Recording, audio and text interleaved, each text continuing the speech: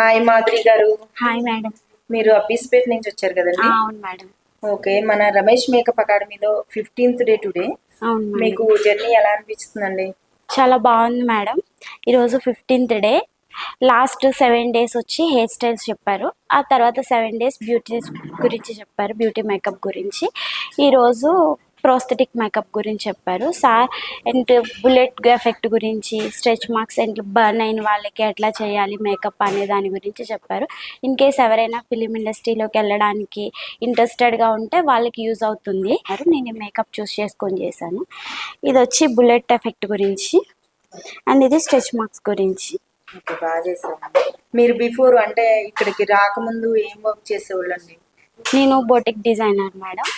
ఎవరినైనా రెడీ చేయడం అది చేస్తూనే ఉన్నాను. కాకపోతే ఇంకా డిఫరెంట్గా ఏదైనా ట్రై చేద్దాము, దానికి ఇంకా సోర్స్ బాగుంటుంది అని చెప్పి ఎవరినైనా రెడీ చేయడం అంటే నాకు ఇంట్రెస్ట్. సో ఏంటంటే మేకప్ ఆర్టిస్ట్గా అయితే బాగుంటుంది కదా అని చెప్పి సెర్చ్ చేశాను. నేను అయితే 4-5 అకాడమీస్ తిరిగినా కానీ ఇక్కడికి వచ్చి చూస్తే నాకు బాగా అనిపించింది. సార్ రిసీవ్ చేసుకునే విధానం అండ్ ఇక్కడ ఉన్న ఏంటి క్లాసెస్. నేను ఆల్రెడీ క్లాస్ జరిగినప్పుడే వచ్చాను. చూస్తే వాళ్ళు ప్రజెంట్ చేసే విధానం అంతా కూడా నాకు బాగా నచ్చింది. సో అందుకని నేను రమేష్ అకాడమీని చూస్ చేసుకున్నాను. మనం ఎన్నిసార్లు మనమైనా భయపడాలి కానీ సార్ మాత్రం చాలా పేషెన్సీతో చెప్తున్నారు. నేను రమేష్ అకాడమీ చూస్ చేసుకోవడం కరెక్ట్ అని అనిపిస్తుంది. ఓకే అండి, thank you. Thank you madam.